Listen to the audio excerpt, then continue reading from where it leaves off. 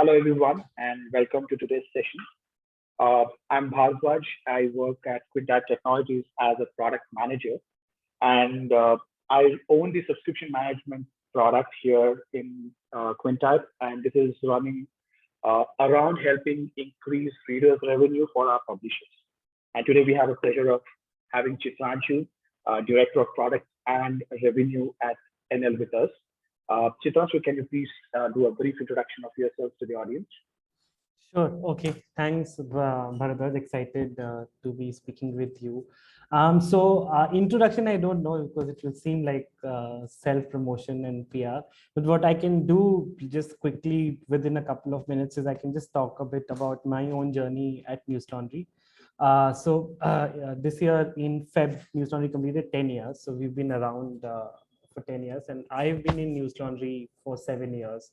So I've had the opportunity to actually see the subscription model grow both at the Newslaundry and within the media ecosystem, because I think we've been slightly ahead of the curve when it comes to subscription and certain programming. And that has always given us more insight and data as to what exactly makes a reader pay for news. Yeah, I'm very excited to share that experience. In terms of my introduction, like Bharadwaj shared, I lead product and revenue at Newslaundry, which means that I essentially look after teams that manage subscription, product, tech, events, partnership, and all the other revenue streams that we have. Over to you, Bharadwaj.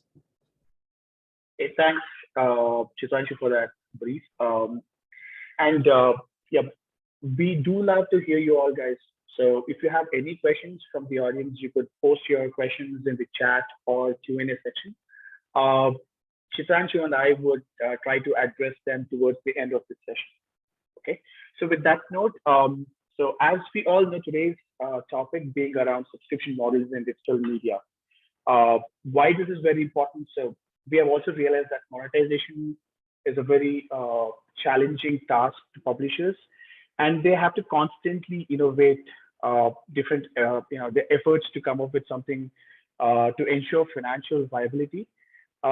This is also with the realization that everybody has to lean towards reader revenue, because that's the most sustainable way of steady source of revenue to them, right? And as you said, Chitranshu, I think Newslaundry has been in this publishing industry for a long time now, right? And you have also leveraged subscription management at a very early stage, and I think you have attained some good hold on creating different models and etc. Why do you think this is the primary and the most important source of revenue?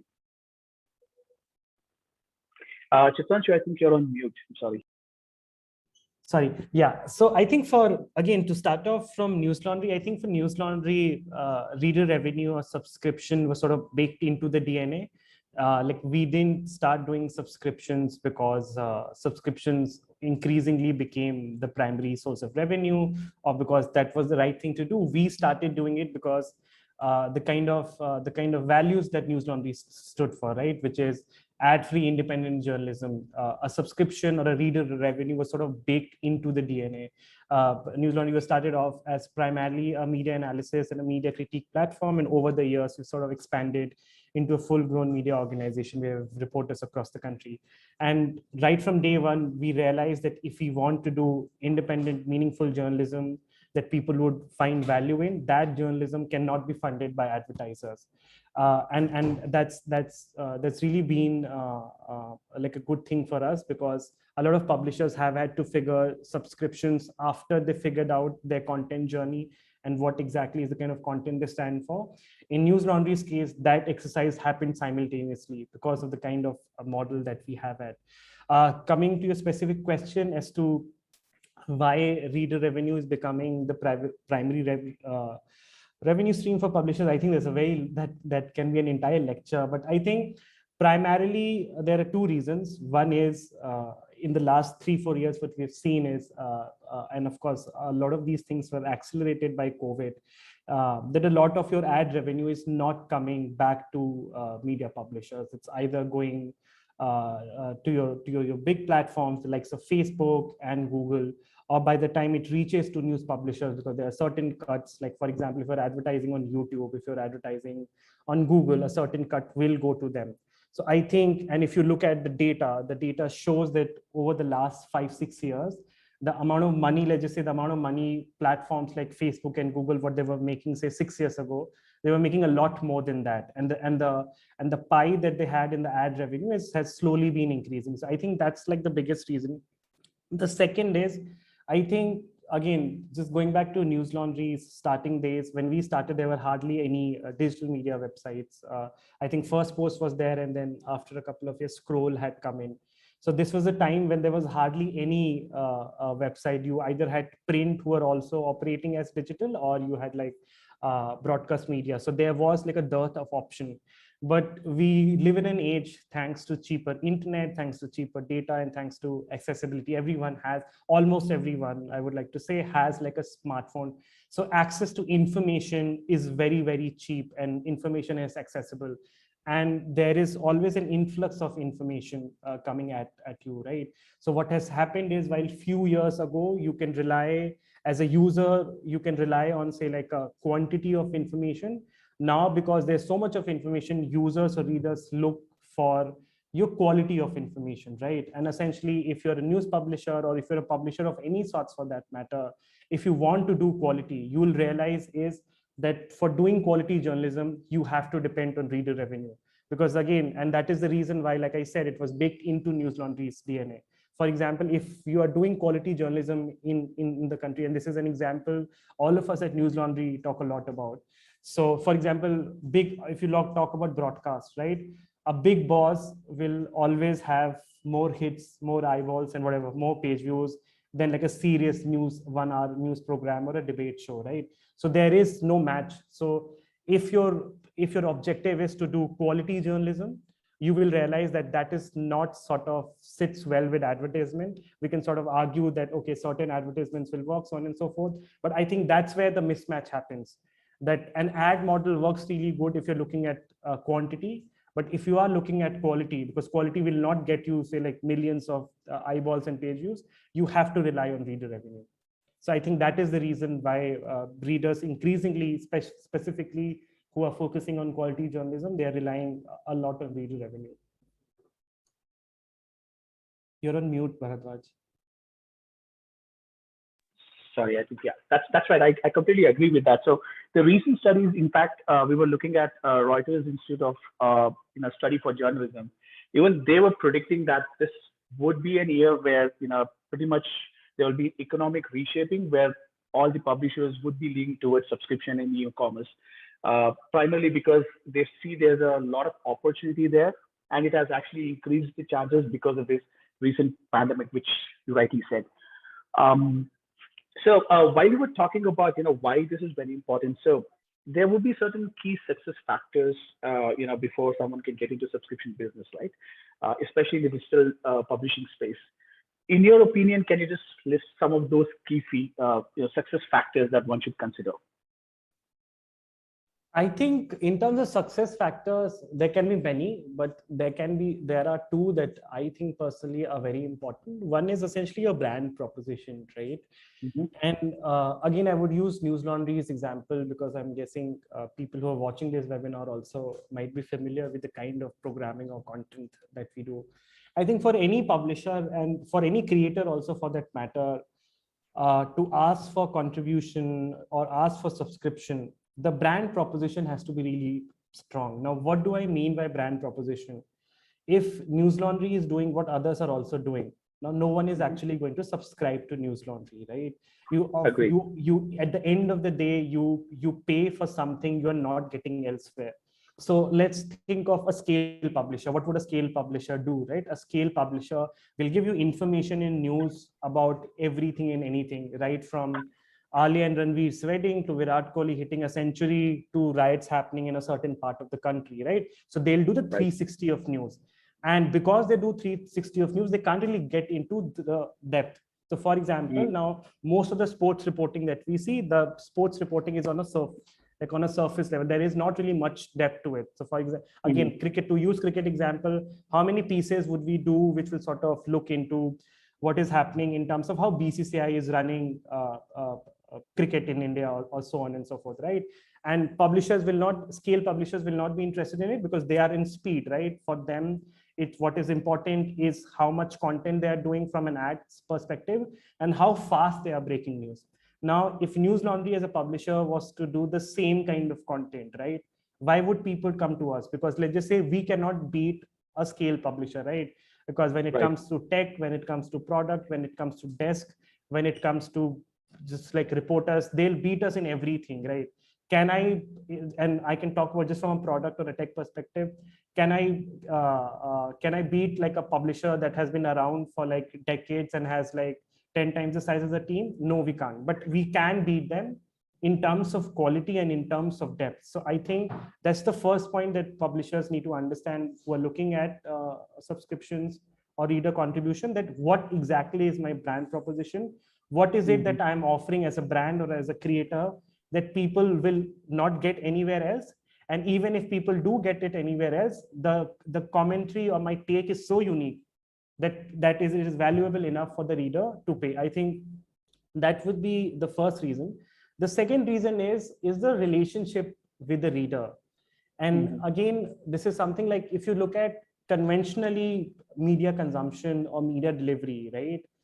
One is that relationship is between the publisher and the advertiser, right? And this is something we keep talking a lot about, because eventually an advertiser is who is actually underwriting your production cost or your editorial cost. So the relationship is there. Can you hear me? Chitranshu, I think there is a slight glitch. Okay. You're breaking. Yeah. Is it better now? Is it better now? Yes. Correct. Yes. Correct. Okay. So what was I saying? Yes. So the relationship either exists between the publisher and the advertiser. And second thing is it's a one-way communication, right? Now, one could argue that in the age of Twitter and all, it has changed. But let's just say conventionally, if you look at a newspaper, an editor will write an editorial or a reporter will write a story, and that's it. There is no two-way communication. Now, of course, the two-way communication is in the form of reader's letter or from like a Twitter poll, but it isn't really the two-way communication that one would expect in the kind of service or product that we use in the age that we live in, right? So, and even if you were to consider like reader's letter, how many readers' letters sort of make it to a newspaper? Maybe 2 or 3, where like a readership of a newspaper will be in millions, if not in thousands, right? Whereas in like a digital publisher, and specifically in a subscription or a reader funded publisher, that engagement is direct, right? And that is something that you will see across like any publisher. So that is why you see a lot of webinars, you see a lot of behind the scenes where you get to speak with the reporter. At Newslaundry, we do a lot of exercises where someone who's a subscriber, they directly, can you hear me? Yeah. I can hear you. Correct. So whereas in subscription or reader revenue, the engagement or the relationship is directly with the reporter or the writer. So I think that is the second most important factor, that if you are someone who are looking at subscription, you should be willing to make investment in strengthening that relationship, which is relationship between the reader and the reporter or the editor or the newsroom. Or you should be willing to invest in practices that can lead to that relationship getting strengthened. So yeah, so those are the two biggest reasons or factors, I would say, in a subscription ecosystem. Great. And while you actually go about touching these, the reader revenue model kind of makes it very important for any publishers, right? So, and as you said, like Newslaundry has been in this from the inception. Can you just give us some kind of, from a publisher's point of it, like, what are the different type of revenue models that one should look at? Okay. So you want me to address like what are the different kind of revenues within reader revenue, right? Revenue streams within subscriptions, correct? Okay. True. So one is your regular subscription, right? Your recurring or one-time subscription, where either you have a recurring subscription, you give them some paywall access, and you give them access to some subscriber-only benefit. The second example could be, which, for example, we have a crowdfunding program called NL Sena, which we've been doing for fairly long now, where essentially what it does is we sort of discuss a story idea with subscribers, we put it up, and then subscribers can get together and fund it. So that's more like a crowdfunding model. And what we do with NL Sena is that these are stories that take a fairly long time to sort of complete or report on. And these are also theme-based reporting. So for example, let's just say, like an environment issue, right? So that's something a reporter will have to work for like 2-3 months, gather evidence, gather facts, gather insight, speak with people in the ground. So that's something that will take a lot of time. So those are the kind of projects we do for NL Sena. So one is your regular subscription, second is your crowdfunding. Third, since you've specifically asked me this question, we don't do this, but I know a lot of publishers are trying this specifically a lot of publishers who've made the transition from legacy publisher to subscription revenue, that they sort of charge for a per article or a per content basis. So great. So I think you were actually discussing around different revenue models, and you were touching upon some of those which you use already, right? Especially around the recurring and the standard plans, crowdfunding and paper model, etc. So one other information that I wanted, in your opinion, right? Basically, when we talk about crowdfunding itself, it is primarily used a lot of lately to build strong communities, right?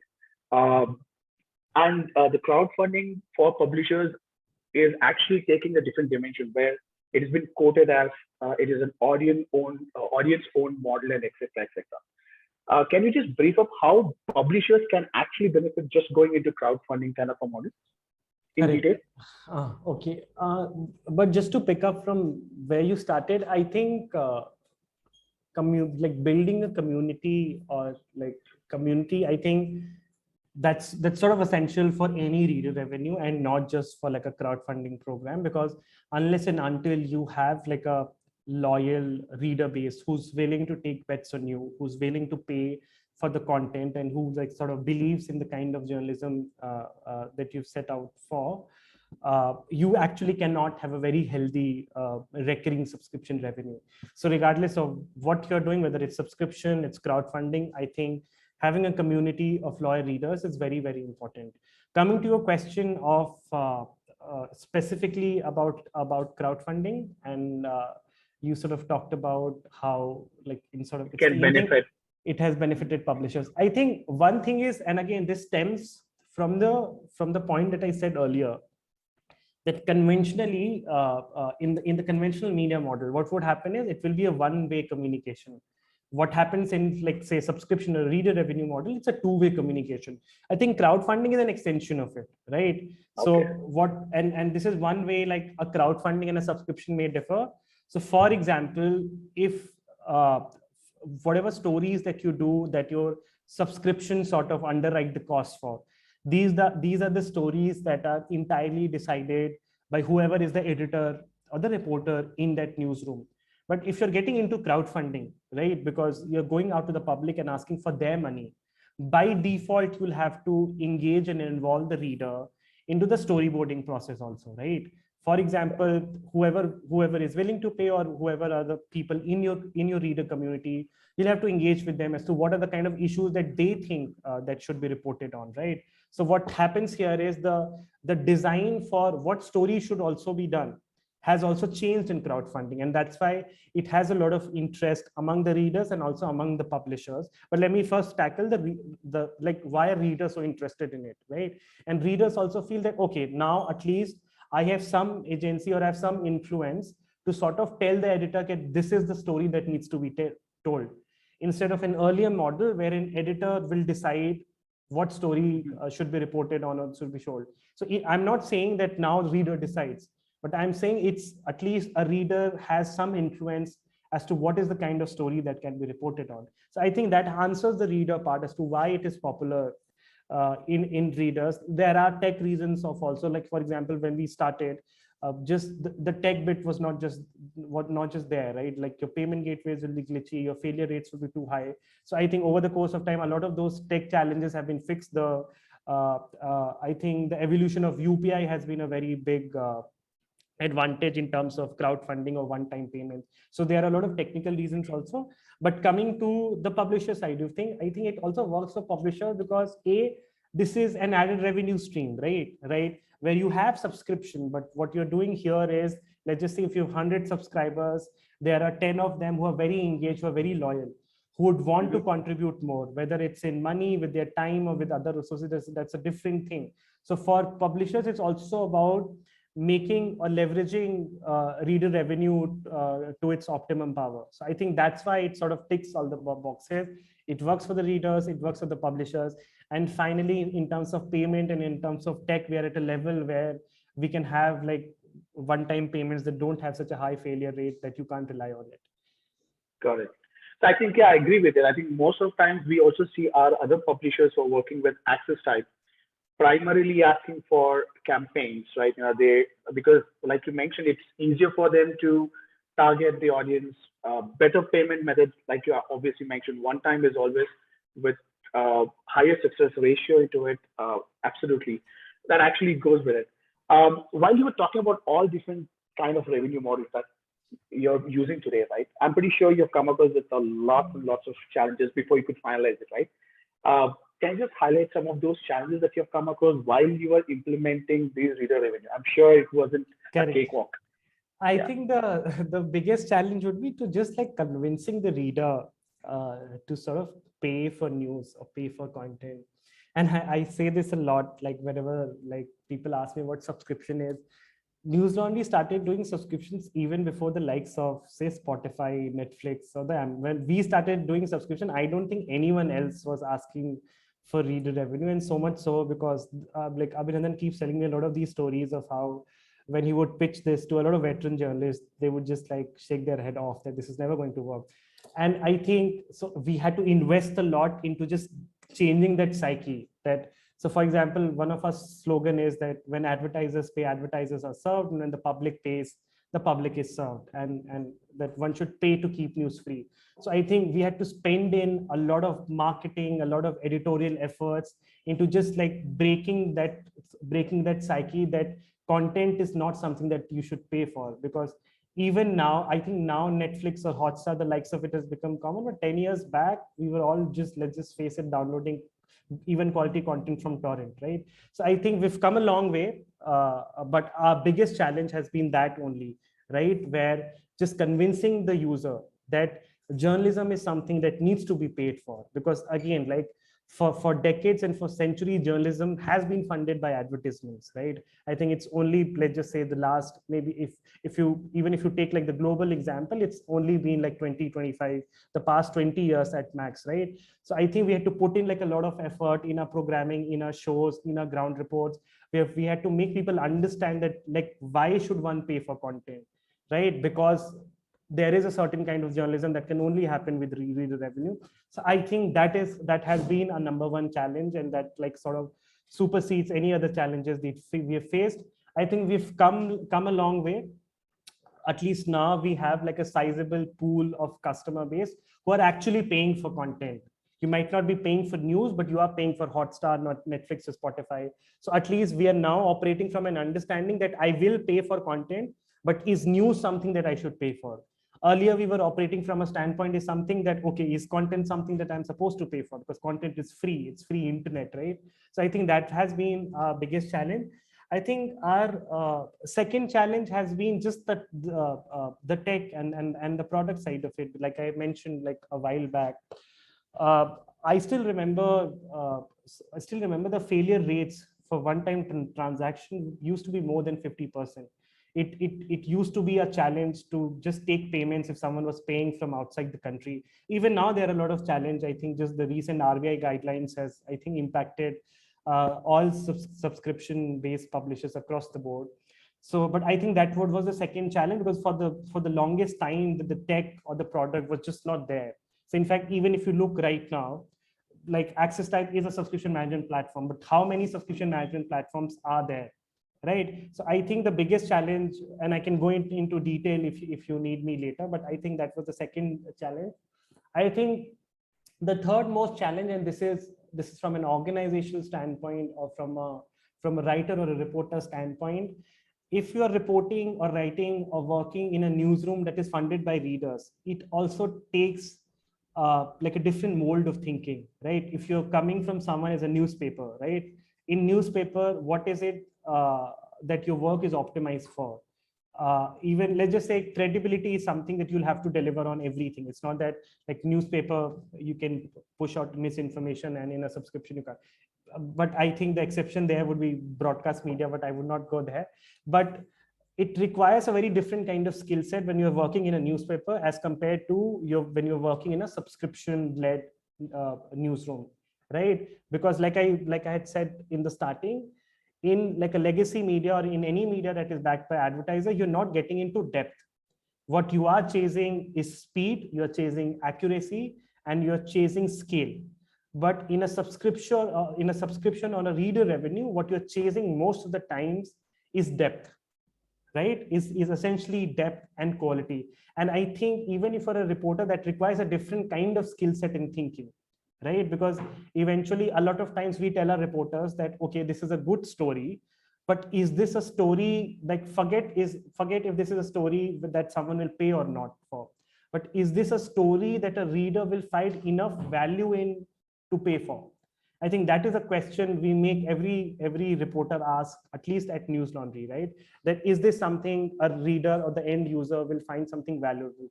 And I think that requires a very different skill set, right? If something has happened, and if you've just come from like a legacy media or from a scale publisher, you would just want to do something on it fast. But like I said, that we can't beat the scale publisher. So it also requires like a transition in terms of skill set for reporter. So I think that has been our biggest challenge, because when we started, most of the people we were working with worked with legacy media, right? Now we have a newsroom where we have reporters who've been with us for at least half a decade. So they understand the ethos of like how to be a reporter in like a subscription-led newsroom.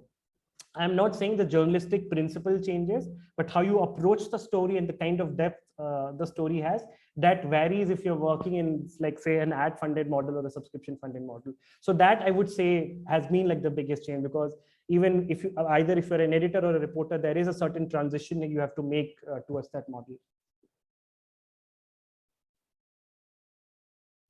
Bharadwaj, you're on mute. I'm muted here, sorry. Yeah, since you said like, there were certain challenges which you have already seen. Perhaps you've also, in this decade, you would have gone ahead and evaluated multiple platforms, perhaps, right? While you were evaluating these subscription platforms, what were your key criteria that you were looking at before you could zero down on one such platform? And correct. Yeah. This is key criteria for a subscription management platform, right? Absolutely, yeah, because that's where you start off with. Correct. I think the key criteria for any subscription platform is, and again, because I think a lot of publishers are just starting subscription, they often don't understand the scope and the bandwidth of like a subscription management platform and how important it is. So I think the key decision maker should be the kind of products or the kind of features the subscription management platform have. And I can say this because at least we've been working with AccessType for a while, and I've also looked at other services that are available. In India, there is a dearth of like subscription management platforms, for good or bad. So I think if there is anyone who's sort of thinking to start a new business, that would be a good opportunity. But keeping that aside, I think to answer your question specifically, the key criteria has to be what are the kind of functions or features the product or the platform is performing. Because I think most platforms, most companies will say that we will deliver subscription revenue for you, but if you sort of dig deeper and scratch beneath the surface, you would understand is that there is a variety of products and features that are working together to make sure a reader experience is as smooth as possible. So I think one would be to just like make a list of features and see whether or not the platform that you've shortlisted delivers on it or not. I think second criteria should be, and this I can say from some experience, I think it might be a good decision if you're starting off to sort of go with a subscription management platform that has been there for a while. And I can say this from personal experience, because if there is a subscription management platform that has been around for a while, that more or less means that they already have had feedback and insights from the publishers they had been catering to. So I know for a file that there are a lot of features that access type has. A lot of those improvements were made because we had certain expectations of features, right? So it always makes sense to shortlist a publisher that has been around for a while, because they would understand the kind of features that have been there and the kind of features that are essential for offering that kind of experience. The third criteria, I think, will be the kind of support that the company provides. I can say this point, like I think most companies that offer solutions to news company have a very bad service, because I think and I don't want to get into the reason, because I think there's usually a gap between the product and the engineering side of it and like the support side of it. Because and use for whatever reason it does not work smoothly. But I think that should be a key criteria, because if you're running a newsroom that is either transitioning to subscription, or if you're just going to start subscription, you need a company that has a solid support, right? Because platform, there might be a platform which has all the features, which has all the functions, but if they don't have a good support, you'll end up running from pillar to post to offer or to sort of close issues for a reader, for your reader or subscriber. So I think these should be the three main criteria so one is the kind of features the platform should have. Second, how long the platform has been around. And third, what is the quality of the support so that they have, because once you've onboarded a company or a software or whatever it is, eventually you're going to dealing with their support. So the efficiency of the support really matters in the long run. Yeah. But great, thanks. I think I completely agree with that. So over a period of time, we have seen that Access app has evolved quite significantly in terms of adding certain enhancements or features, perhaps, which could directly help publishers. And I think Newslaundry has been a major contributor, even highlighting those key features, which significantly makes a difference to a larger audience. I think I completely agree. This is most certainly what majority of our publishers who we deal with has been coming back. And I also agree with point where you made, like the support makes the key difference here, right? I mean, when there are platforms out there which could cater to certain needs, but if there are certain issues and there isn't a proper response, that would typically hamper the whole experience from the publisher's standpoint of it, be it revenue, be it the platform where they push content as such. So the key is to just make sure you address that as soon as possible and make sure they are up on their feet and just go further. I think Quintype, in all possible ways, we make effort to make sure we deliver that almost to every single customer. And I think the good part about Quintype is that there are a lot of companies that will offer solution in bits and pieces, but I think one of the things that works in Quintype's favor is that you have the entire suite, right? So you have products that can manage subscription, you have products that can manage CMS, you also have services or products for authentication, for comments. So as a publisher, it saves like a lot of headache also. Absolutely. Great. And one other thing which I wanted to understand is, like you start off a journey where asking to pay for the content was itself a bigger challenge. Now, yeah, with all the other making the other things very easy, we have achieved that. And majority of our readers perhaps like to go with mobile first kind of an approach, right? They would really want to consume the content using mobile as opposed to desktop and laptops. So according to Newslaundry, in your opinion, what do you think what needs to be done to get that conversion of traffic directly from website to the mobile ecosystem? Correct. I think mobile is very important. Like, I think this is, again, across the industry, I think roughly more than 80, and in some cases more than 90% of the traffic is coming from mobile. So eventually, whatever your page design, whatever your experience, it has to be optimized for mobile screens. And just on this, because again, this is a recurring conversation I keep having with a lot of editors and reporters. When reporters are working on their story, they want their story page to look like out of the world, that when you scroll, something will pop up and then animation will come in and then this will happen. That now the thing with all those kind of experiences, it's made for desktop. It's not made for mobile. So I again have to convince them that, boss, we can do all of this, but this will be relevant, or this will be an experience for less than 10% of the user or reader who's going to like consume your content, right? And I think that's where the big difference is. Even if you were to deliver that kind of experience on mobile, it will not be as perfect as say like looking at it in the desktop. But to sort of like answer your question and tie in with the, like a bigger subject of mobile, I think correct, while a lot of traffic is coming from mobile, but if you look at data closely, a lot of payments are actually coming from desktop, at least in news. So while, let's just say if I were just to give you like a rough estimate, let's just say more than 85% of your traffic is coming from mobile, but you will not see the same split in like payments. It's not like more than 80 or 85% of payments are coming from mobile devices. No, because again, payment, especially for news, is something because you don't end up subscribing to a lot of services. You'll either go to the website or not. You'll either go to the website and look at what are the options, what are the schemes, what is included in the package, and then pay for it. That said, I think we as publishers, we should design content and payment pages and experiences for mobile devices, because again, if you're looking for scale within subscription, you have to deliver on that experience, right? Imagine if like you could pay for Swiggy only on desktop and not on your mobile devices. So I think even smaller media publishers like us who are looking to get more and more subscribers, we will have to deliver on that experience and improve upon it, and not just rely on the data that, okay, most of our revenue is coming from people paying on the website and not say on the app or on WAP. Got it.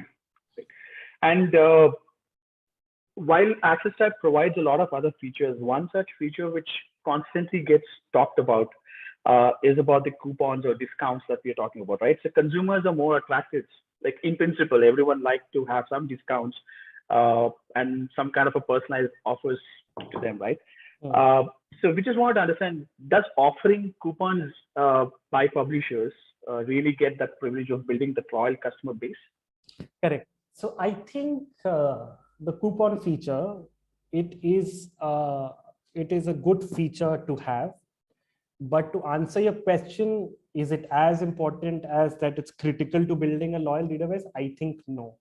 I don't think people are paying for news to get some discount. I think discounts, like again, like discount is a marketing tactic. Let's be real, right? Discount. So for example, if you're looking in a certain month to get more subscribers or so on and so forth, you can offer good discount, right? But I don't think discount is such a feature that on the backs of it, you can build like a loyal reader base or like a very active community, right? Because this is not some popcorn or cinema or some page 3 content. You're essentially asking people to pay for like journalism that they find value in, and they would pay for it regardless of how much discount or how much cashback they get. If they can get the cashback, well and good. That's like an added incentive. But I don't see, at least as a publisher or from a subscription or from a revenue standpoint, the discount is so important that it can make or break our subscriber experience. It surely doesn't. And I think that's also a difference. Like, for example, if you go to some of the subscription service, some of the biggest, like, for example, just to give a specific example, like Times Prime has a subscription. Now, if you go to Times Prime specifically, their pitch seems less about the kind of content that they will offer you and more about the kind of discount that you will get. I think in a short-term goal, you might get more users and you might acquire more paying subscribers at a cheaper acquisition cost, but I don't think in the long run it helps the brand. Because if your pitch is that, okay, you should pay for my content, you subscribe to me because I am giving you better deals or better offerings or better cashback, sooner or later, someone else will give like a better cashback. Got it. And you. So I think the pitch, the discount or the coupon feature is important from a marketing standpoint, but not from a brand building standpoint or from the standpoint of building a community. Got it. Cool. And at the same time, even reader segmentation perhaps is very, very important, right? For any publisher, you have to really segment, and then probably you'll create plans which could really target those segments, right? And this is also needed to fine tune ultimately your offerings and also increase your reader engagement, etc. So, what is your viewpoint on this? I mean, anything that you would want to talk about in detail? I think segmentation is important, both from sort of understanding that what are readers' expectation in terms of content and what they like, what they don't like, and I think it's also important from a product standpoint. But again, I think from at least the phase that subscription or reader revenue is in news, I don't think most publishers have actually reached that stage also. I think segmentation comes much later into the life cycle, like the so-called subscription life cycle, where you have enough data, you've figured out everything, you've figured out your value proposition, you've figured out the tech, you've figured out the product, and then you can figure out, okay, I already have so many people paying for me. Let's just slice and dice this audience into further to like get more data and insight. So I think it's very, very important. But I think if you're a publisher who's just starting or who's been doing subscription for 2 years, that's a decision or that's a strategy that you should look at like a year later and not something to start off with, because it also requires a lot of different skill set that, but I can speak from my experience, a lot of newsrooms might not even have. Like I know from personal experience, because I know a lot of people who work in edtech, like most of these edtech companies have a huge data analysis team. And what these guys do is they build cohorts and they sort of figure out what is the best way to push a notification and all. And I think those are very particular skill set. I think if there are certain newsrooms that have invested in it, but I think we have a long way to go. We do some bits and pieces of it, because I think for any publishers it's important to do like cohort analysis and all of that. When exactly is a subscriber dropping off, when is he or she more likely to subscribe, and so on and so forth.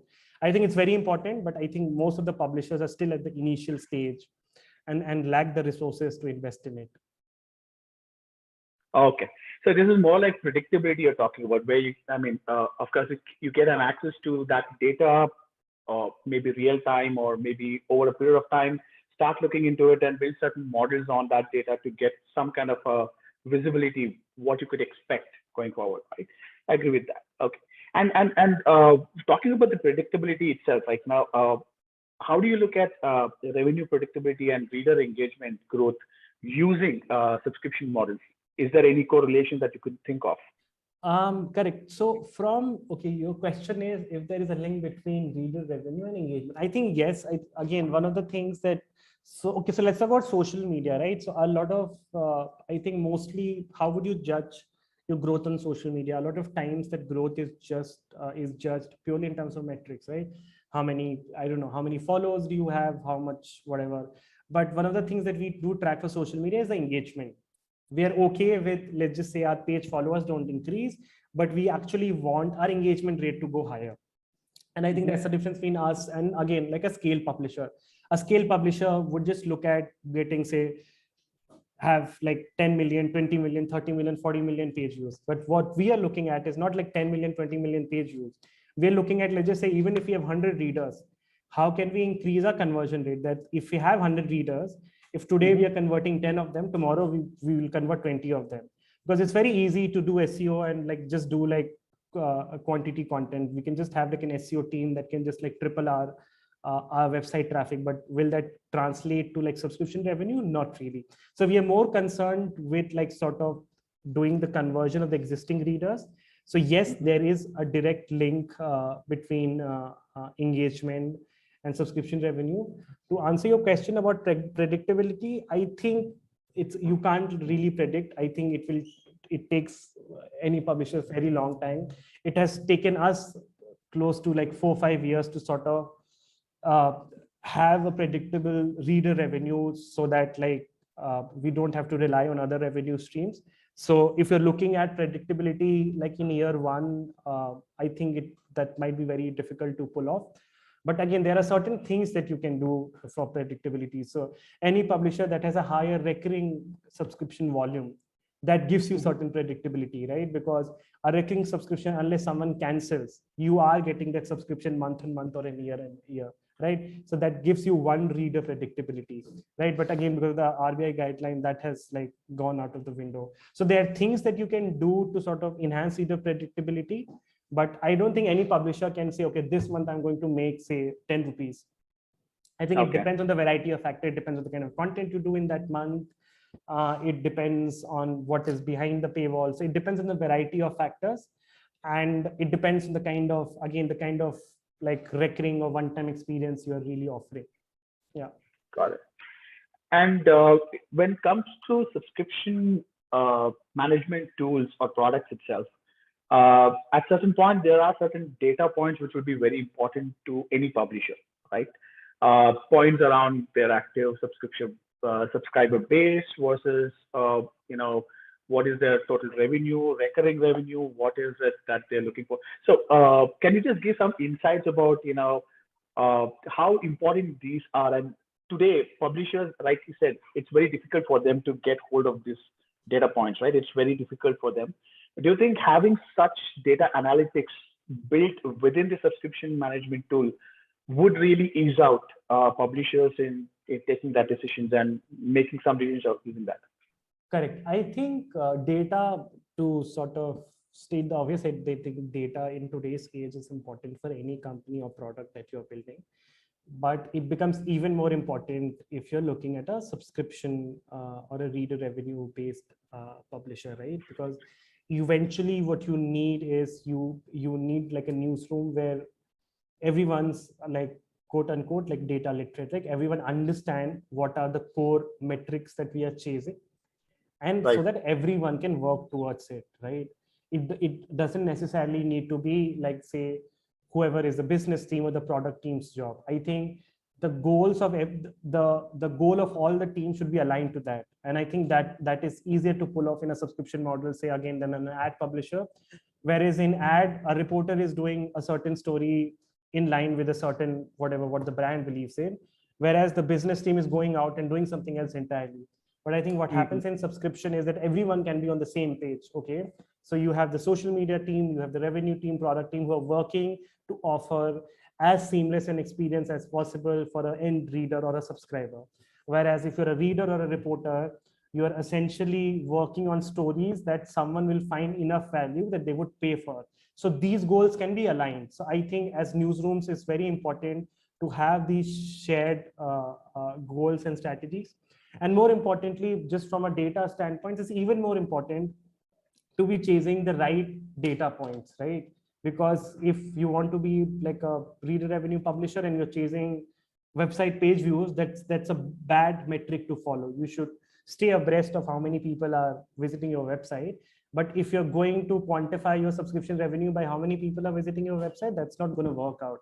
So I think more than that, you should be aware as to what are our core metrics. But more importantly, you should be aware that what are the correct core metrics that one has to sort of chase and aspire for, and to sort of answer your question precisely. And I think if you're using a subscription platform that can sort of give you some of those analytics, that will go in a long way for you to understand what exactly is a reader paying for, and like how much the reader who's actually paying for your content or for the subscription. Okay, so typically, okay, got it. So it's not just collecting data, but targeting the right set of data is what is very important, not just mixing it up all together is what you said. Yeah. Great. Great. And the last question that I really had was around how today you said like, you have cracked this model, may not be very open about what kind of model you're doing it. How do you exactly go about implementing this kind of model, right? I mean, tracking the whole user engagement and the revenues and everything. You said you have already cracked this model. We took some four years or so to come up with this kind of a model, right? Anything that you would want to really talk a little detail on that? I won't say we've cracked it, because if I say cracked it, my CEO will probably, Abhinandan will say, okay, we've cracked it, so we don't need you anymore. But I think because we've been doing this for so long, I would say we are better than where we were like 4 years ago. Sorry, what was your question again? Like, what are those? You said you have cracked the models and you've been able to implement it, and this is very difficult for a new publisher, perhaps is going behind paywall about a year or two. It will take some time for them to really understand that and crack it, right? So what are those some of these models that you have cracked, and probably some experimentations that you have done, and that has okay. So you're asking me for a cheat sheet. I think that's a very long answer, but again, to sort of answer your question as to what can a publisher or a creator do in terms of subscription revenue, I think I'll again go back to what we had sort of started off with, is to focus on A, your brand proposition, B, focus on strengthening the relationship between the end reader or the end subscriber and the reporter. I think those are the two most important things. And regardless of what level you are of cracking it and having done it, I think until and unless you get these two things right, you can't really build like a sustainable revenue stream from subscription or from reader revenue. Got it. All right. Okay, we are almost end of this session. So the audience just wanted to bring this. If there are any questions, anything at all that you would want to ask, you could perhaps use the chat or question and answer section. We will try to address them.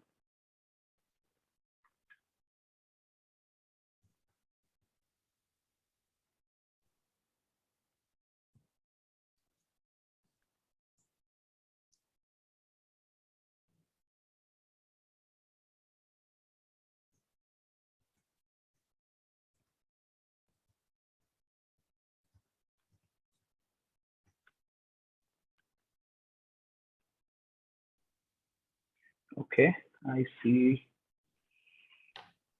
Okay, I see one of the attendees posting. What kind of core metrics do you look at?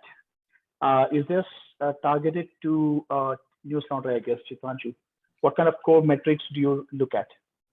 What kind of core metrics do you look at? I think again that's it depends on what phase of subscription journey you are in. But to answer your question specifically, I think there'll be some basic metrics. If you're a subscription publisher, you would obviously want to keep a track of how many subscribers do you have, how much they are paying every month, and what exactly is your acquisition or your retention rate. I think those four are the most basic ones.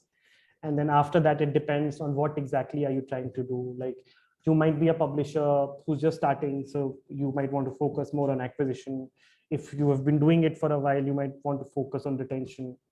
So I think besides the four that I've just stated, it really depends on what phase of subscription journey you are at. Okay, and I see one other. What is your opinion about local newspaper and reader from rural area would pay for content? What is your opinion about local newspaper and reader from rural areas? Yeah, correct. I think to start off with, there are a couple of publishers that specifically caters to people in rural areas. I think Khabar Lahariya does a very good job of it. They have a newsroom that is run and that comprises of entirely of women reporters from the hinterland, and I know they get like a fair bit of reader revenue, like contributors and donors. So I think there is definitely some scope and some potential there. I'm saying this with full information that most of the reader revenue is actually right now, and I don't think it's a secret, it's mostly coming from your like the metros or the big cities of India. Not a lot of revenue is coming from your smaller cities or villages. There are some. We do have a lot of subscribers in like second and third tier cities, but not as much as your bigger metro cities. I think there is potential, but again, the caveat is I think publishers also need to do a better job. Most of the time, newsrooms are essentially telling stories that is more relevant to those living in the metros, unless they're specifically gone to the hinterland for some election. So I think, again, it's a two-way street. I think there is a lot of potential, but I think publishers have to do a lot more to get that reader revenue. I don't think it's as simple as that someone in your second, third tier city in India or like in a village just doesn't want to pay. Because mind you, a lot of people there have actually already started paying for content, right? So it's not that paying for content is an alien idea for them. Thanks, Chitranshu. I hope that answered your question. Any more questions that the audience have? I think there's one more question. What impact does paper article has in driving subscription revenue? So I personally, I'm not a big proponent of like paper article, because I think from how I look at subscription is that community building is a very important part of it. Like it's not just like a transactional and like paper article is inherently based on that transactional idea. Okay, you give me 10 rupees, I'll give you access. So it again goes back to that earlier relationship that I had talked about, right? It's like, it's two transactions, two one time. You give me 10 rupees, I'll give you access, and then we all will do whatever we were doing before. So I think that is one. To answer your question, what impact does paper article? I actually don't know because I haven't worked on it, and I would love to faff about it, but I think most people here are smart enough to see through that. I know there are a lot of companies that are doing it. There is this company called Few Cents that is based out of Singapore, who's been doing that for a while. There's also a company called Consent, which is like an Indian version of Few Cent, who's doing this. But yeah, I have my reservations, and also the way a lot of these paper article thing work is that you don't actually get to own the data, because all the payment and everything happens in their server, and they just share the access through some webhook or API. So I'm also a bit skeptical as to how it operates. It's essentially like, we are using your content, but all the payment and everything will happen on our own server, and we'll keep a cut and we'll give you. So it's like a Patreon, right? So eventually you are not building. So let's just say tomorrow, if that company closes down, or if that company wishes to make some tweak, you're too dependent on that like aggregator or the paper. Again, this is my personal opinion. I think there's a lot of interest in the paper article model. Yeah, and there is a last question I think that we could really take in this session. Among all three revenue models that you mentioned, how would you rank them in terms of which one works the best? Which one works the best? Again, it depends on what vantage point you're looking at, which one from a revenue standpoint. But to answer that question quickly, is that I think there is no alternative to having recurring subscriptions. I think crowdfunding and paper article is all good, well and good, but actually at the end of the day, your recurring subscriptions are at the heart of the subscription or reader revenue model. Let's just say if your burn rate is say 10 lakh, and you know that you actually need like 10 recurring subscribers to cover that burn rate, then you're sorted, right? So it's like in that way, because we were also talking earlier about predictability, right? Right. If you can have like enough recurring subscriber, that also gives you predictability, right? That also shields you from whatever, like whether it's like pandemic or something else might happen, or so on and so forth. So I think that I would really hold like the most important in all reader revenue streams. Okay, great. So I think that was great, Chitranshu. Thank you for this time. I hope we were engaging enough, and I think we did answer most of the questions for audience. Great. Thank you, and we look forward for more such engagement with you. Thanks a lot for having me, Bharadwaj. I hope this was of some value to the people who joined us. Absolutely. Thank you. Thanks a lot, guys. Thank you.